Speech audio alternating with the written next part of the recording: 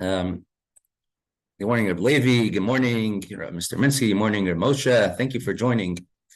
Morning, Reb Rafael, Shav Refuah. We're going to start as we start ever since Simchas Torah with 2 chapters of Tehillim and some tzedakah for the Holy Land. B'shalveha b'tzedakah, the captives should be returned in the merit of tzedakah.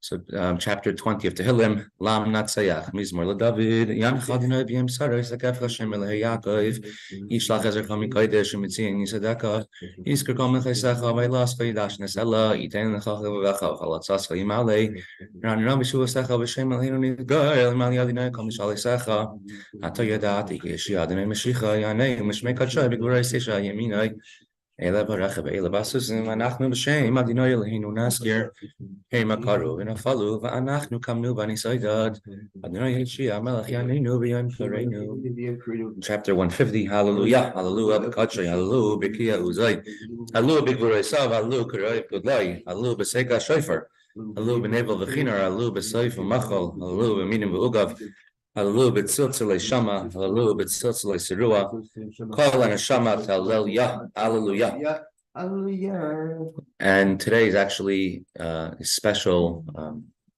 date, you say sort of in Chabad, one of the minor dates, not the major ones. It's the 2nd of Kislev in the year Tashim Memches, probably 1988. That's when there are many Sfarim, many books that were stolen from the Rebbe's library, and there was a court case about it. When is the holiday? And that was the 5th of Teves. The court ruled that the books belong to Chassidim, not the Rebbe, because the Rebbe belongs to Chassidim. And the books are actually returned on this day, Beis Kislev, the 2nd of Kislev. So stolen property of the Jewish people, which of the Rebbe, of their Rebbeim, were returned. So today should be a special day for the return of the captives. We should hear good news today, Beis Kislev, the return of all Jewish captives all over the world. We are in the Mishnah, in the Masechta Megillah, Daf Yutes Amud Beis 19b. This Mishnah is a little more technical, and it brings down another Gemara from Masechta Brachos. If you have a art scroll, it's on 19b2. We're going to assume that the time. That was in the Mishpach, exactly. 19b2. We're going to just quickly read the Mishnah in order that we should have a reference to where we're going back to. Everyone is allowed to read the Megillah. Everybody. That means no exceptions. Lechatchila, everyone can read the Megillah. Obviously, if you're Jewish, the exceptions are except for someone who is deaf, even though they could speak. They can't hear the words. A shoita is an imbecile someone who can't buy and sell in the market, someone who is not able to be among people. He loses whatever you give to him, etc. There's certain signs in Masechta Chagiga. The katan and a minor. And Rabbi Yehuda Machshir b'katan. Yehuda says that a minor is allowed to read a Megillah. A minor is someone under the age of bar mitzvah. So we said HaKol, everyone is allowed to read the Megillah.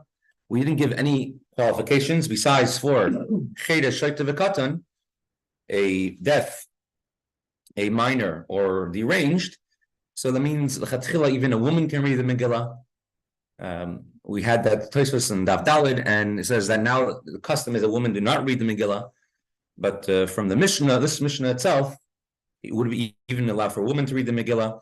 We already spoke about before women writing the Megillah. We said that the man has to write it, and even when Esther wrote it, it was a sages writing it for her. Yeah, but a woman could actually write the Megillah in the sense of it would be nice, calligraphy, but it wouldn't correct. be Right. It wouldn't be Megillah. right. Yeah. And the Gemara is assuming now at this point that our Mishnah is a black and white Mishnah. Meaning either you are allowed to read the Megillah, or if you read or if you're one of those 3 exceptions who cannot read the Megillah, then the person who heard the Megillah from you has not fulfilled their obligation at all, and it's like they have to hear it again. And it's like, let's say, a non-Jew read the Megillah for you, or a machine read the Megillah for you, and they would have to hear the Megillah again. So either you're allowed to begin with, hear the Megillah from them, or you cannot hear the Megillah at all from them. And if you heard the Megillah from someone under bar mitzvah, or someone who is deaf, or someone who is deranged, you have to read the Megillah again. Says the Gemara, Man Tana Cheresh, the Evanami Loi, who is of the opinion that even a deaf person cannot read the Megillah, and if you read it, it is invalid even after the fact. So, granted, best to hear the Megillah from a person who could hear. If the person cannot hear and they read the Megillah, are you fulfill your obligation to the Eved after the fact? When I was learning in yeshiva in Toronto, so there was a Jewish frum school for the deaf down the block from our yeshiva. And there were several times that the boys from the yeshiva will come to our yeshiva to visit us, or there was a bris by us, and the rabbi of the yeshiva, he's also deaf. Oh. And they gave him, there was a Sheva Brachas once, it was a bris in our yeshiva. And the rabbi, the head of the yeshiva for the deaf, came, and they gave him to read one of the blessings, Harachamans, after the bris. And you hear him read it, so he mouthed the words right, but since he never heard how people are supposed to say the words, it came out very, not clear, meaning you have to be accustomed to that way of speaking to understand what he's saying. So that's talking about such a cheresh. A cheresh, someone who was deaf only later on in life, has a different halachic status. So the Gemara answers Rabbi Yossi, which is Rabbi Yossi, which we brought yesterday, the Gemara Masechta Brachas, Mishnah in the Gemara. And it's a general thing, when one davens, do you have to hear the words that you're saying? I mean, according to Chassidus, of course, because every single sound makes an impression in the world, and the impression in the one hearing it. And therefore, you have to say the words audibly.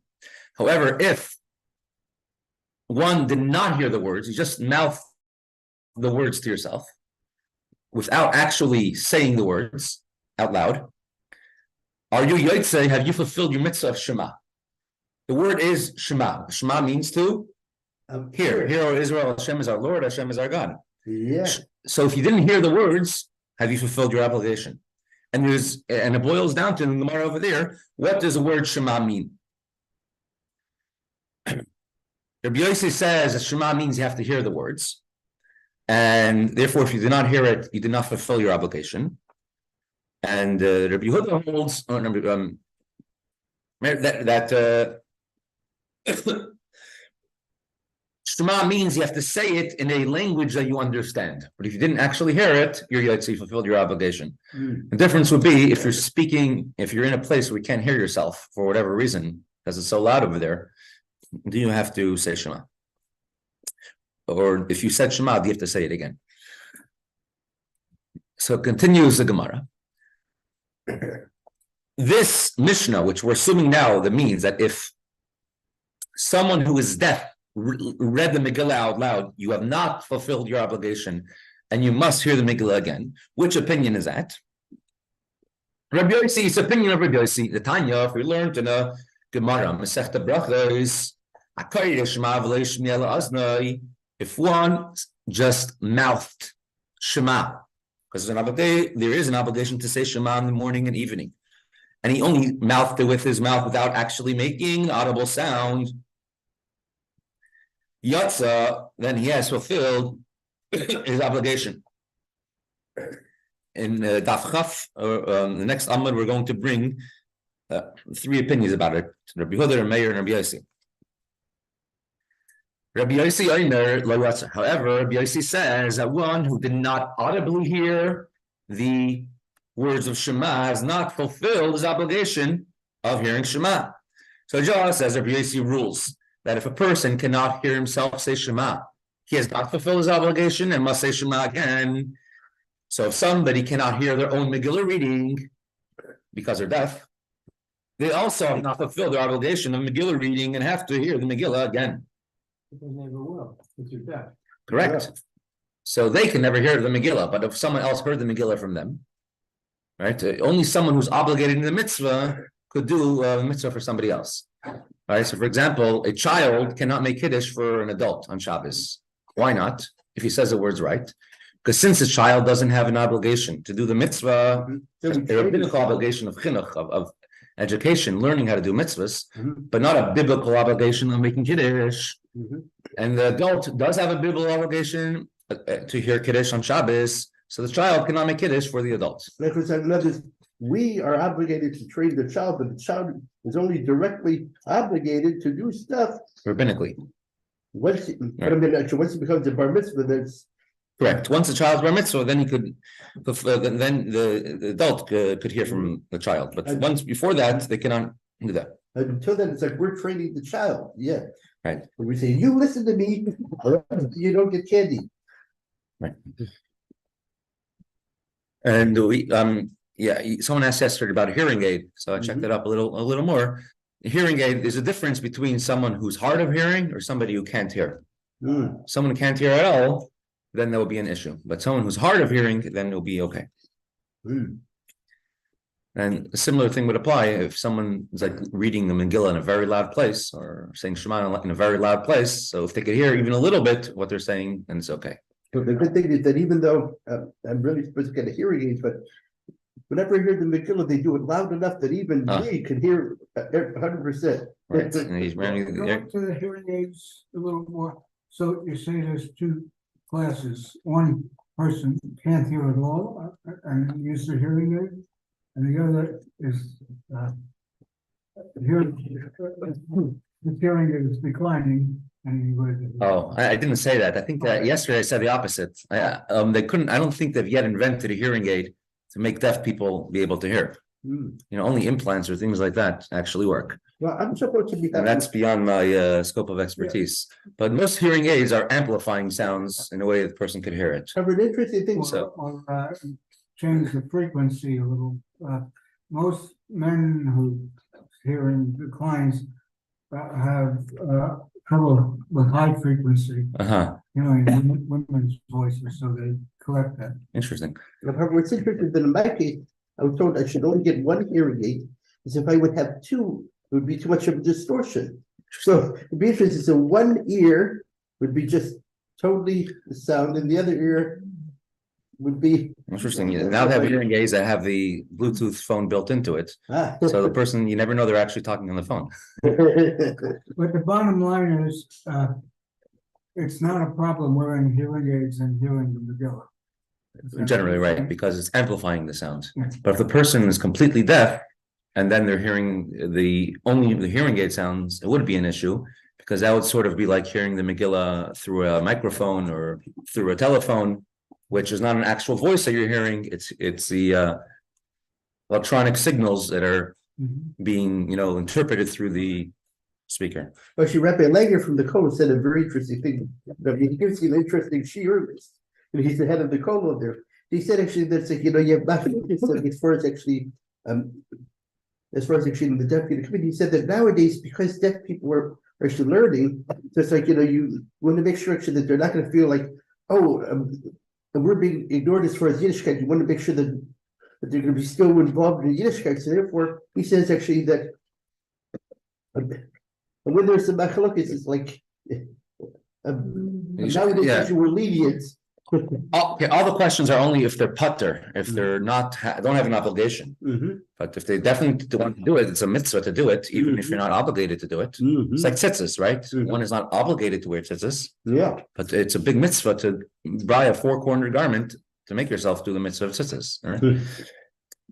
In a similar sense, I'm saying that those who are blind, and when they printed the first Braille Tanya in 1992, the Rebbe made a very big deal of it. Even those who go in darkness can now have the light of Chassidus. What about me? What about what? The person that's blind and read the Megillah with Braille. Read the Megillah with Braille. It's a wonderful thing that he's doing, but they haven't fulfilled the mitzvah of Megillah, because it has to be from a kosher Megillah.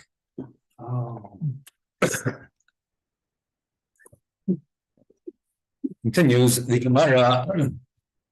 Gemara will now bring a third opinion and says, why say our Mishnah is black and white? That someone who's deaf, either they cannot read the Megillah at all for someone else, or other opinion in the Sechta Brachas that you could read the Megillah. Maybe it's a third opinion, which is Rabbi Yehuda in the Sechta Brachas, which we brought it yesterday, that you should not do a lechatchila. You should not post a person who cannot hear to be the one to read the Megillah, but the Eved, after the fact, if they read the Megillah, you'd say they fulfill their obligation. Says the Gemara, our Mishnah, which is a Stam Mishnah. Whenever you have a plain Mishnah, that's usually the halacha. So we want to see, what is the halacha like? When the Mishnah says that a deaf person cannot read the Megillah, zamin lechatchila, that to begin with, you should not read it, but after the fact, it's okay. Like the opinion of Rabbi Yossi in Masechta Brachas. Or do we say that when a Mishnah says that a deaf person cannot read the Megillah, it's even after the fact, you're not Yotzi, have not fulfilled your obligation, and you must do it again like Rabbi Yossi. So it says the Gemara, Rabbi Yossi, why are you establishing our Mishnah, which says a deaf person cannot read the Megillah? Like Rabbi Yossi, that a deaf person who read the Megillah is invalid even after the fact. Dilma Rabbi Yehuda, perhaps our Mishnah can be taught in accordance with the opinion of Rabbi Yehuda in Masechta Brachas, which he says over there in Masechta Brachas that if one mouthed Shema to themselves and did not hear the words, then he is Yotze b'di'evet, after the fact he's fulfilled his obligation. And to begin with, one, preferably a deaf person, should not read the Megillah. Hadi'eved shaper dami. However, after the fact, if a deaf person already read the Megillah, let's assume then it could be kosher, just like Rabbi Yehuda says that in Shema, if one mouths the words without hearing it, he does not have to repeat it.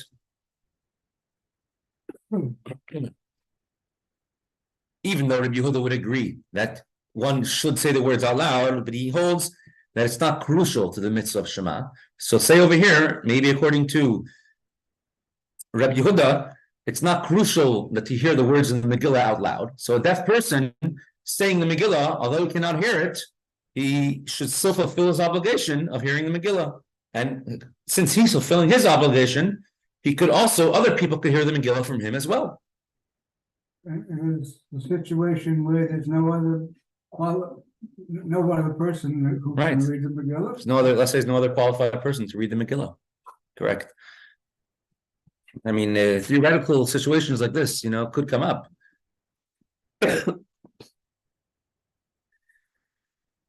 So the Gemara answers, don't allow the thought to enter your mind. Don't interpret the Mishnah that could go according to Rabbi Yehuda, that after the fact, if a deaf person read the Megillah to be kosher. For the words of our Mishnah, it grouped three people together. A deaf, a deranged person, we'll explain the Masechta Chagiga what that means, and a katan, and someone under bar mitzvah. So, meaning all three of them have to have some similar type of characteristics, definition, in some sense, and that's why they're grouped together. Otherwise, we would have grouped them separately. And what is a similarity? There must be some similar just like a minor, someone under bar mitzvah, even if they read for you the Megillah. After the fact, they have not fulfilled their obligation. And so to a shaita, someone who's deranged, completely deranged. If they read the Megillah, the person who has listened does not fulfill their obligation. And it even says in such a situation, what should be done is that the minor, if the only person who, let's say, knows how to read the Megillah is someone under bar mitzvah, he should read the Megillah out loud, word for word, and the person listening should repeat it after them, word for word. That way everyone there could fulfill the mitzvah of hearing the Megillah. But the minor himself, the katan, cannot read for the gadol, for the adult. So just like a deranged person and a minor cannot read even after the fact for a adult,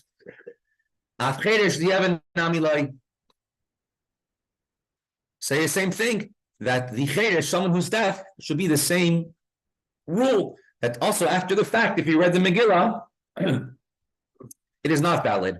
And therefore, it's, even if you read the Megillah after the fact, a deaf person read it, say that he's like the child who read the Megillah, which is invalid even after the fact. And the Gemara says, nope, don't interpret the Mishnah like this. The Gemara says, no, even if you put three words together, doesn't always mean that they're all the same, right? Just because you have three neighbors on the block doesn't mean they all voted for the same political party. Right? Perhaps all three cases, a cheresh, a child, who after the fact they read the Megillah, is not valid. A shaita, someone who is insane, after the fact that they read the Megillah, is not valid. And a katan and a child. Perhaps the three cases are not equivalent. Go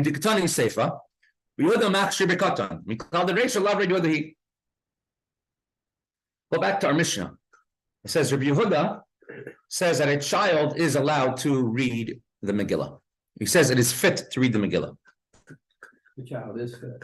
That's what Rabbi Yehuda says that, right? We don't, our halakha is not like that, but he says a child is fit. If you have a woman who needs to hear Kiddush, a cotton can do Kiddush for them. Right. That's all. Yeah. Better they should do it themselves. Right, but if they don't know. Right.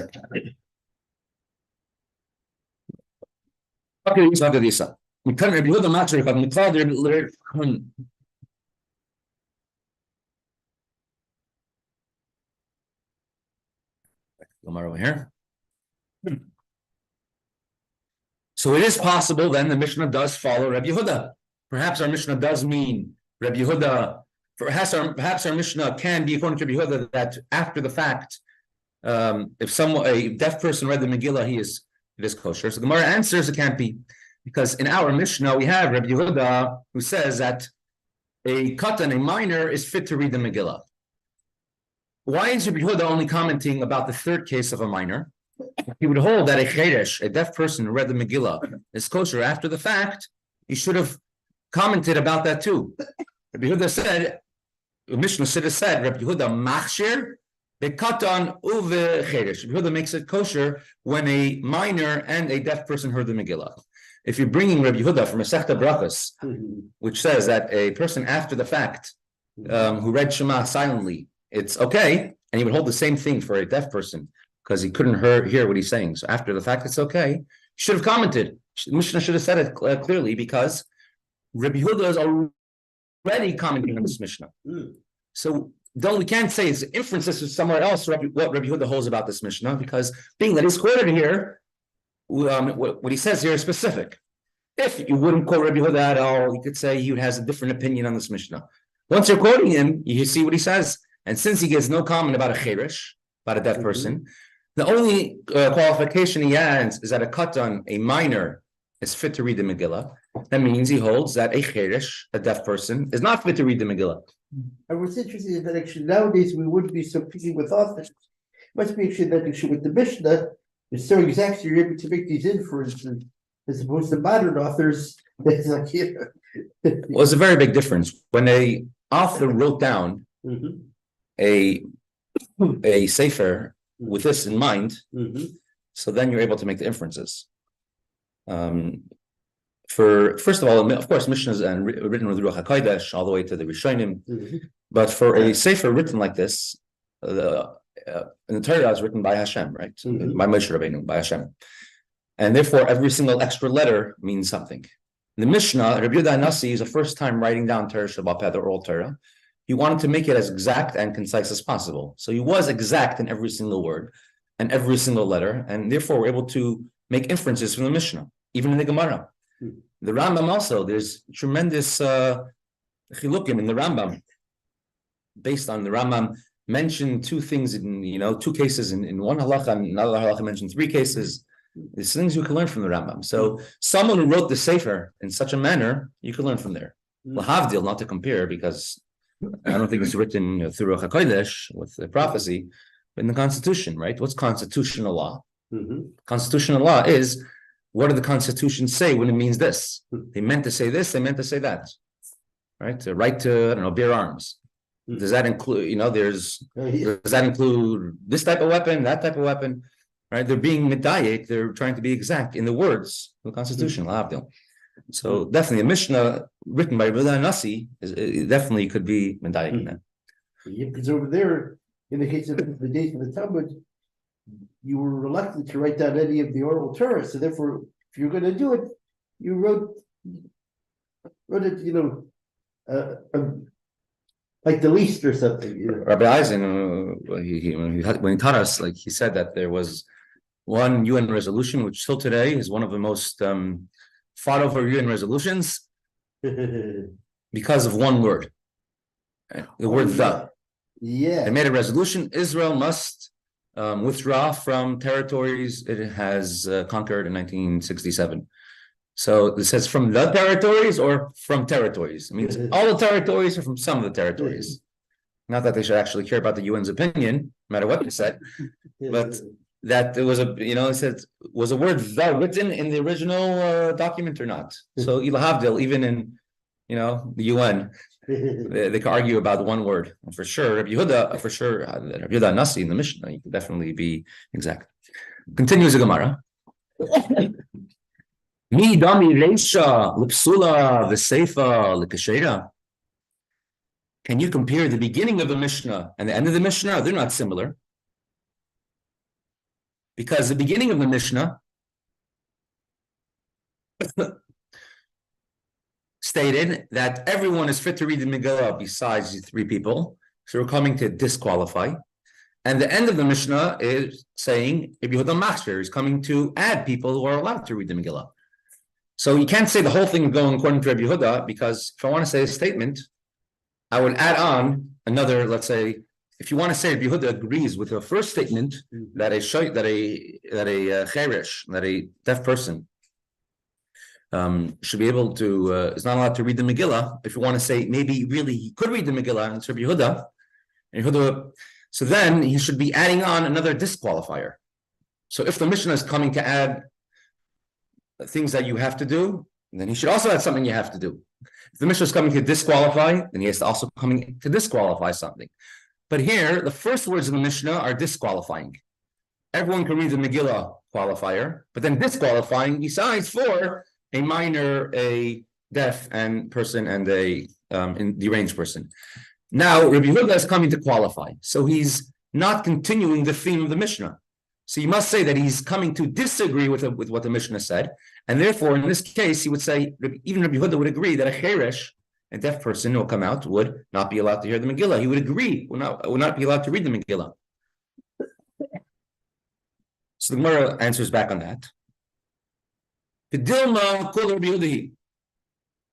Perhaps entire Mishnah could be interpreted in a different way to reflect the opinion of Rabbi Yehuda. Oh, it's 11:37. Time flies when you're having fun. So we'll do this one and then we'll go on to the next topic. Perhaps entire Mishnah reflects the opinion of Rabbi Yehuda that if after the fact, by Shema, if after the fact one mouthed the words without hearing it, they fulfilled their obligation. Perhaps by Megillah we could say the same thing. Today, Gavni Katan Katanila. And it depends what type of minor, what type of child you're talking about. And Rabbi Yochanan, Rabbi Darren brings him down very often, talks about him, one of the great heads of Chassidus of our generation. And he was very famous, one of his famous in his idioms and sayings was depends what you're talking about, depends on the case. Right? So one time he said in a class, in a shir, that you shouldn't say depends what you're saying. It depends on the situation, because you have to define this situation is like this because of that. This one is because of this, because of like that. Okay, fine. A few minutes later, there was, someone who was like what you could say, it was a little bit of the nudge, and he asked a question which he wasn't paying attention at all, and he asked a question, which was like a nunnik type of question for the whole class. So Rabbi Yochanan answered right away. So it depends on the case, depends on the situation. So everyone jumped up. Hey, he just said he shouldn't say it depends on the situation. says, yeah, that depends on the situation.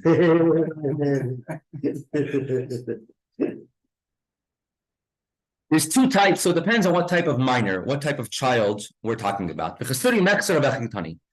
being that it is a Mishnah, you're able to bring a different brisa that they had a tradition of learning, and you can insert the words from the brisa into the Mishnah. And here you could reread the Mishnah as if it was missing words, and this is how you should read the Mishnah, and therefore it could go according to the Mishnah. And it will change the entire meaning of the Mishnah we're in the middle of learning. There are two types of different halachas concerning a minor, someone who is under bar mitzvah. And teach it as if the Mishnah was missing words. And this is what the Mishnah is teaching, or inserting words from a different brisa. You can't just insert words into any Mishnah if you want to make something go according to like you. Everyone is fit to read the Megillah, except for someone who's deaf, someone who is deranged, and someone who is a minor. And now he comes to the words that he's adding on. When does this apply? By a child who has not yet reached the age of being trained to do mitzvahs. Which is, Rashi says, that from the age of 9 or 10 is when they train a child to do mitzvahs. Meaning like a more like fasting on Yom Kippur. Depending on the child, from the age of 9 or 10, you start teaching them to fast a few hours, etc. Rashi learns from Yom Kippur. Tosfos says you can't learn from Yom Kippur because every single mitzvah has a different time. Rather, it's talking about an age when a child can read the Megillah and understand what he's saying. Exactly what Erzker says. Rashi says this. Oh yeah, wow. Yeah. You want to hear some other version? I'm gonna gloss over the other version right now. You're going to be quoting some relatives that might. I know, because then we're going to start doing Dovi's family tree over here. When does it apply? A minor who has not yet reached the age of chinuch, the age when they can start teaching him to do mitzvahs. We have a minor, someone under bar mitzvah. Rashi takes away a few of these later on. But a child who has reached the age of chinuch, the age of when they are able to start learning how to do mitzvahs, you're allowed to read the Megillah to begin with. Because Rabbi Yehuda makes it kosher for a child to read the Megillah. Tosfos over here says, why do we have to change the words of a Mishnah so far in order to make it go according to the opinion of Rabbi Yehuda, that if one mouth the words, he has fulfilled his obligation? Why go so far? So Tosfos writes, because halacha is like Rabbi Yehuda. Although the Rambam and Shulchan Aruch, Beis Yosef, and all paskin that by Shema, when it comes to saying Shema, halacha is like Rabbi Yehuda, that a person who mouths the words and can't hear what they're saying, if they're Yotzei, fulfill their obligation. Similarly, if you couldn't hear what you're saying because there's too much noise for whatever reason, you fulfill your obligation of saying Shema. But Megillah, they say, is different, and the halakha is like Rabbi Yossi, because Rabbi Yossi, our Mishnah brings our Mishnah is said as Stam Mishnah, it's said as a plain Mishnah without any detracting opinions. The only detracting opinion was Rabbi Yehuda about a katan, a minor, and so a minor is what to discuss.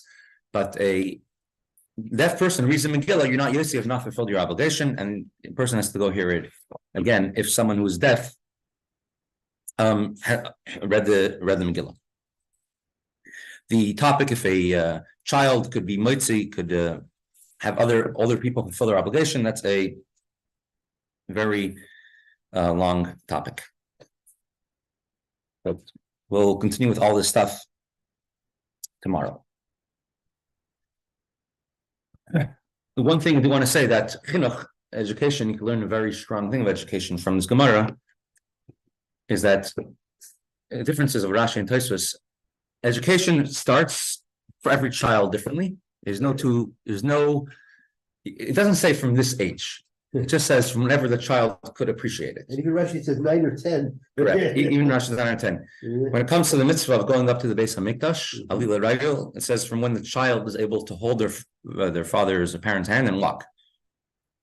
In Masechta Sukkah, it says from what age should a child eat in the sukkah? It says from the age that they don't need their mother constantly, right? That they don't constantly need their mother. That the child is running, mommy, mommy, mommy. And if you have like me, you have a 3-year-old, and a 4-year-old who has to sleep in their mommy's bed every single night. You know what that means. When it comes to tefillin, it says it depends on the age of the child when they know how to respect tefillin properly. Right? So many Jews have the customs to do 1 month before the bar mitzvah. Chabad are customs to 2 months before our bar mitzvah. Comes to lulav, there's differences of opinion. So chinuch, education, is not a cookie cutter. It's not one size fits all. There's some who are more advanced, some are less advanced, and every single mitzvah is different according to who they are. The Frierdiker Rebbe, from the age of 11 already, he was called in by his father, the Rebbe Rashab, into his private room, and he told him on his 11th birthday to start putting on tefillin. First day without a bracha, then he did it with a bracha. When he was 11 years old? Correct. You put on tefillin every single day, say Kriya Shema, and then you go daven without tefillin with a general minyan. It was meant to be kept secret. Wow. But that is someone who, obviously, his chinuch, he was being raised to be a rebbe. So, right, when the Alter Rebbe turned bar mitzvah, he was already, says Rav Tanu Palik. He was, his level of scholarship was unprecedented. Going to conclude today's portion with a little bit of a lighter topic, or I don't know if I want to call it a lighter topic, but let me just hide this. Hide video panel. No, sorry. Show video panel. Hide 20 meeting rules. So, have any been familiar with Rabbi J.J. Hecht? Yes. Rabbi Hecht, he actually had a radio program. And we're going back to the topic of yesterday, and the Rebbe's recovery. He was a very loud personality. Was he in actually New Haven, Connecticut? That's his brother. I see, because actually my father actually knew their brother, because my father was working there. Doesn't like a lot of talk. He likes the bottom line. He wants to see action. In all the excuses, in all the compromises, in all the devotion, go right out the window. As the Rebbe doesn't want excuses, he wants about money. He doesn't spend 1 second on it. He looks at the bottom line. Does that suit you? Okay, must be stupid. Geh weiter. Don't bother me. Have no time for you, mister. I would just like to say a few words. Anyway, he's a very energetic person. The Rebbe called him my general. He did many. He started off the release time, thousands of Jewish kids in public schools who learned about Yiddishkeit for an hour a week, taken out of school. All right. So Rabbi J.J. Hecht, he started a National Council Furtherance of Jewish Education. Started Hadar Torah Yeshiva. I'm not sure if anyone learned in Hadar Torah here. He took it over. Machon Chana, a school for women, a yeshiva for women. He was instrumental in rescuing thousands of Iranian children by the revolution. Afterwards, their parents. Camp Amuna. He was a rabbi in a big shul, a very big shul. He was a big singer. Anyone heard of him? Mordechai ben David. Oh yeah, sure. He was the rabbi of the Syrian. That's his brother. Right, a very talented family, Baruch Hashem. Oh, and there's a brother of Rabbi Hecht from New Haven, a brother of Rabbi Hecht, the rabbi of the Syrian shul. A very energetic person, as you've seen just from a short clip. Mordechai ben David, the singer, he was very shy. His father was a chazan in Rabbi Hecht's shul in East Flatbush, and the young boy had a lot of talent. And so Rabbi Hecht, he would sing sometimes at a wedding. And he came over to him. And he told them, Mordechai, if you want to make it big, you got to record. Yeah, and he says, Rabbi J.J. Hecht. Sorry, Rabbi J.J. Hecht told him and his father to start recording. Ah. David Wardiger and David Wardiger, all of his famous songs, right? All of his songs. Who was a Holocaust survivor? Correct. He was a cousin in Rabbi Hecht's shul, and Rabbi Hecht, told him to start recording. He had a radio program, and he would make him sing on the radio program. He was a very extremely active person. Besides doing favors for many people in public and private, etc., etc. Who was the lady? That's his wife. That's his wife, Chavi Hecht. It's interesting when the father of all these Hechts, when the Friedrich, they lived here in, they were American family. They had Hasidic roots, but the children all went to public school and then maybe some other yeshivas.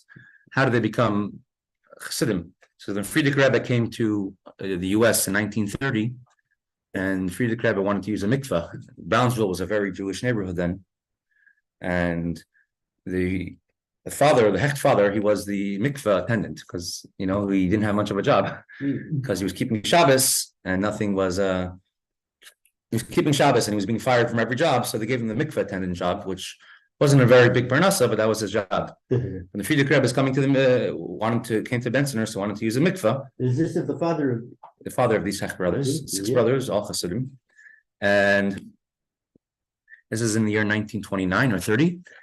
And so quickly he set up the mikveh to be beautiful and pristine, and big fancy towels. And afterwards, the Friedrich Rebbe paid him $10, which was a lot of money back then, 1929. And he told the Friedrich Rebbe, "I'm not taking any money." Friedrich Rebbe says, "I insist you take the money."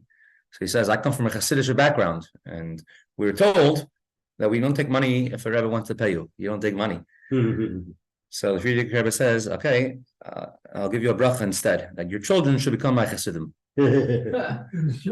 Your children should become my Hasidim."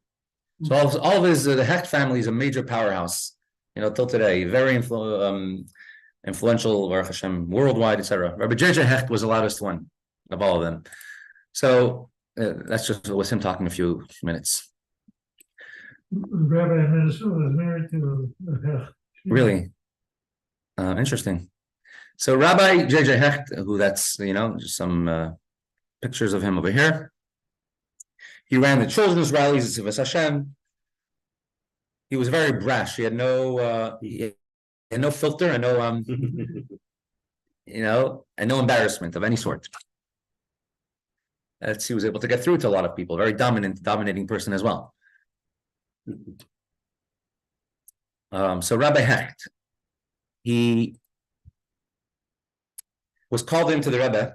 Remember, the Rebbe had a heart attack, finally left his room on the day of Rosh Chodesh Kislev, the 29th of Kislev, in the year 1977. Tafshin Chaf Zayin. Tafshin Lamed Zayin, Tafshin Lamed Ches, 1977, 5738. I'm just going to go through some pictures over here. So from GEM website. This is, you see, from Sukkot, 1978, 1977, a few days before the heart attack. And this is on Shana Rabbah, the day the Rebbe had a heart attack in the morning. The Rebbe standing an entire day, giving a lekach, honey cake in his sukkah. All right. And this is already Matzah Yom Tiv. Everyone's outside 770 trying to find out the news of the Rebbe's heart attack. The Rebbe made Havdalah, sent down the wine for Kosher Bracha to be given out to everybody. Some of the scenes in 770. Here's a Rabbi Groner. We saw a video of this yesterday. He's announcing that the Rebbe said he's going to say a sikha in his room, and he'll be able to hear it downstairs. These are different conferences in 770. Anyways, this is, remember Dr. Weiss? We saw him speaking yesterday in the video. That's him back then, 1977. This is in the secretary's office in 770. And this is a Fabring in Matzah Simchas Torah without the Rebbe. There. You remember mentioned Dr. Tischoltz? He's a big professor. He also came to Dr. Tischoltz was healing the Rebbe back then. And this is already on Yitas Kislev. The Rebbe had a public Fabringin. And there were 3 Fabringins, Yitas Kislev. Then there was another one on Hanukkah 30th of Kislev. And then came the surprise Fabringin on the day of Beis Teves, which is the one we're going to discuss. Most Fabringins, the Rebbe obviously was leading it. The Rebbe will not wash, only wash on Yom Tiv. meaning matzeh, whenever there's koshel bracha, matzeh Rosh Hashanah, matzeh Pesach, matzeh Simchas Torah, matzeh Rosh Hashanah, and matzeh Shavuos, right? 4 times a year, the Rebbe would wash, and he says, I want to have a meal with the Chassidim. Very rarely would the Rebbe actually have a meal with Chassidim as a Rebbe. Rabbi Hecht was called into the Rebbe on the last day of Hanukkah, Zois Hanukkah, in the year Tafshin Lamed Ches. It's already 1978, I think, 5738. And the Rebbe tells him, I was looking for a Baal Meretz and a Baal Said, somebody who knows how to keep a secret. He says, I keep a secret. He doesn't know how to shut his mouth. And a Baal Said, someone who's energetic. Baal Meretz and a Baal Said. And I found you. We told him to change it. Yeah. I found you. And the Rebbe told him there's 3 types of people who know how to keep secrets. There are some people who have a secret, but after a little bit of prodding and pressure, they'll reveal a secret. Some people who, no matter how much you pressure them, they'll never reveal a secret. But you tell them, but you could tell they're keeping something to themselves. You could tell they have something. And then there's the highest level of a balsa, on someone who knows how to keep a secret. You can't even tell that they're holding something in. They have a secret. And the Rebbe tells him, I would like to make a special farbrengen, a surprise farbrengen today, and I want to wash and give out koshel bracha. He says, I want to make up for Simchas Torah this year, where the second Deqaf, the Rebbe was not able to join with the oilam, with the crowd, and the Rebbe usually do koshel bracha, and the Rebbe washed. He wants to make it up for them. Interesting, there were 6 extra farbrengens in that time period, which the Rebbe said that these are making up for the things that were missed during that time. Anyways, he left. He asked the Rebbe a few things. So the Rebbe told him it has to be a secret. So he asked the Rebbe, "Could I tell my sons about it?"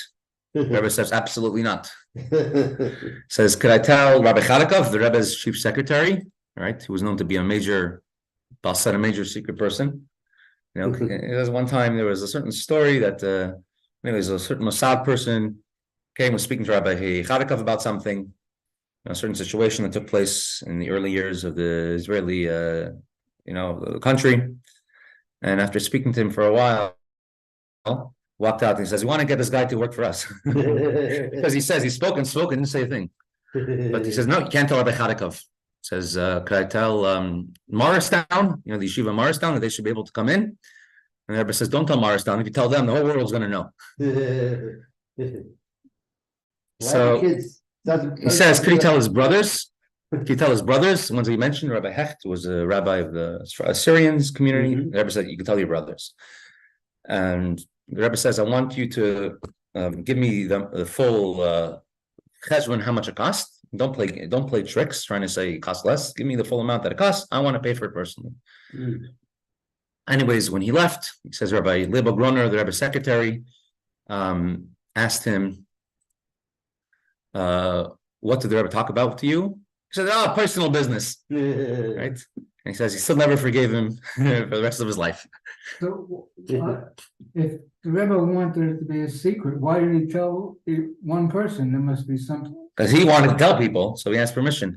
He said the one person he didn't ask permission but he just told him is Rabbi Yunik. It's my grandfather, my mother's father. What is that? That's your grandfather? Right, Rabbi Beryl Yunik. He had this chus for many years. He poured wine for the Rebbe Chashel Bracha. Rabbi Beryl Yunik. He used to come to Pittsburgh quite often. Him every year, Pesach. Well, yeah. Except no beer. Every year, Pesach, he would come here for many years. I mean, he's very familiar with our community. I see. Now, are you saying to the Rabbi J.J. Hecht, which says for Rabbi Groner? What did the Rebbe say? And he says, "I can't tell you personal business." I see. Anyways, but he told him because my grandfather had the schus of setting up the Rebbe's farbrengen place and serving the Rebbe the wine.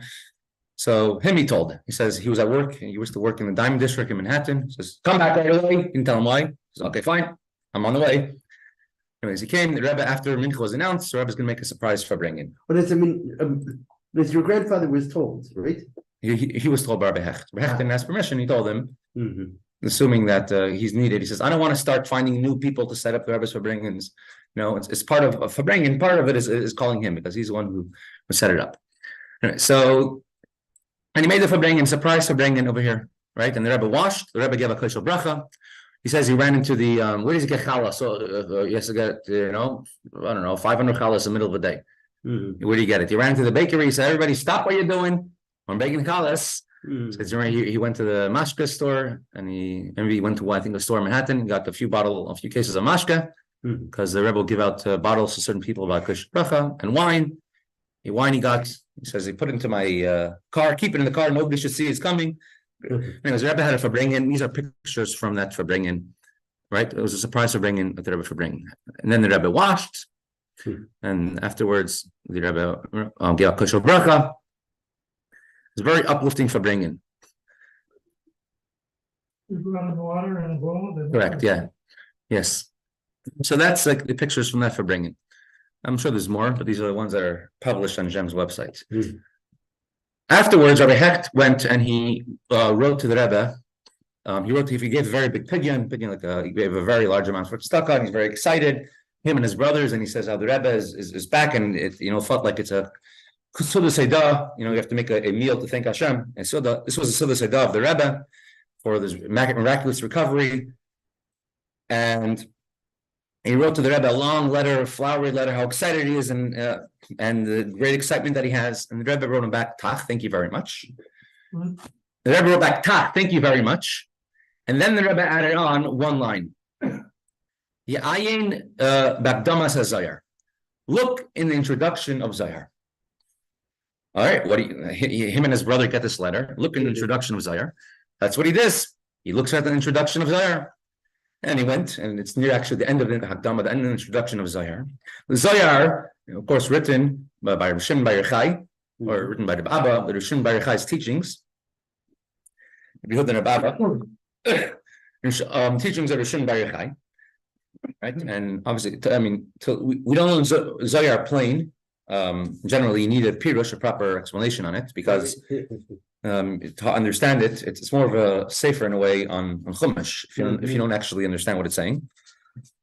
And many deep mamarim in Zohar, and many of these things over here in that Dhamma introduction of Zohar, many mamarim, which we even learned about some of these things. But the Zohar brings a introduction of Zohar. There's a story, and it says like this.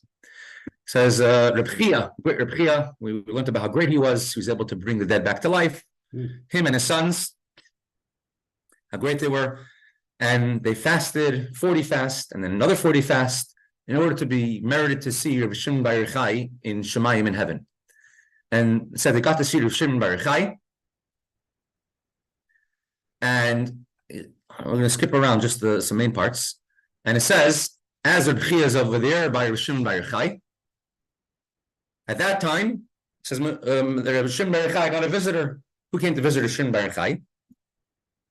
Mashiach. That's an interesting thing. So Mashiach came to visit Rav Shimon Bar Yochai in his chamber, and it says when he came in, is Dazu called Rekian. All of the heavens shook. Here it is. When Rav Shimon Bar Yochai looked at Mashiach, it says the world was about to collapse. Bahi Shaita. Let me X that out. At that moment, I'm not going to highlight it. Just point it out.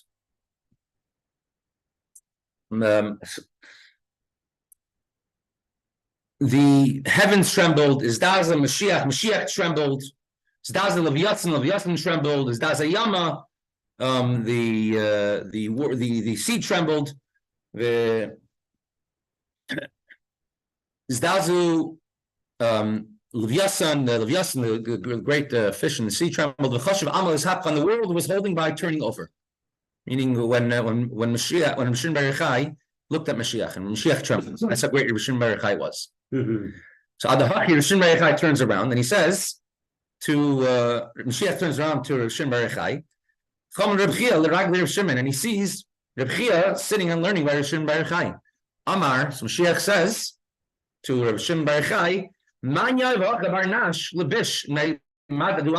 who lets in a person who lives in the physical world to be here? Or in the world of truth, in the world to come, there's no physical living people allowed here. Amar, so Rishon Bar Yochai answered, this is Reb Chia, and he fasted 80 days to come. Amar Reb Shimon, Da'ir Reb Chia, and he the Vitzinu Deraisa. This is Reb Chia, the shining light of the Torah in the world. We mentioned before that he didn't just teach Torah, but he went ahead and he trapped deer, he cut flax, and he made nets, and he trapped deer to get parchment to teach Torah to children, and he made it that Torah was not forgotten among the Jewish people. Because of Reb Chia, Torah was not forgotten by the Jews, by the Jewish nation. This is Reb Chia, the one who shines up the world with the light of Torah. Amar Lei, so Mashiach told the Rishon Bar Yochai, such a great person, in that case, let him come and join us. Let him pass away, and let Reb Chia and his sons come join us in heaven, in the heavenly academy. Let him learn Torah from you. Amar Reb Shimon, Reb Shimon says, Zimna Yisayv Lach. It's pretty intense. If Mashiach says, let this person pass away, you need a very strong advocate that he shouldn't pass away. And Rishon Bar Yochai says, give him more time. Yavale Zimna and Reb Chia was given more time to live. But Nafek Mitaman Mizdaza, Vizolgene Demain, Reb Chia left the heavenly academy trembling, eyes brimming with tears. And he trembled and he said to himself, how righteous are the tzaddikim in the world to come, and how happy is Rishon Bar Yochai, who says that every tzaddik, it says in the Mishnah, will get 310 worlds. It says yesh, 310, and I will fill up their treasures. So Rabbi Hecht says, why did the Rebbe tell us to look at this introduction of Zohar? It must be something very unique over here. He says the Rebbe is in Shemayim, right after, and the Shemayim is saying, let the Rebbe Kaviyach, let him stay over here in Shemayim with us. And so then, whether Rishon Bar Yochai, whether Rebbeim, and he said, but he is somebody who's needed in this world. He's a mission in this world. He's the one who makes Torah shine in the world. Right? If not for Reb Chia, the world forget Torah. And here's the one who's lighting up the world with Torah. And because of that, he said, let him live longer.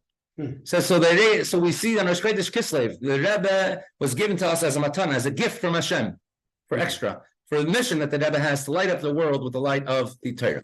So it's a very special day in that case, and that's just another. You see the Rebbe himself, how he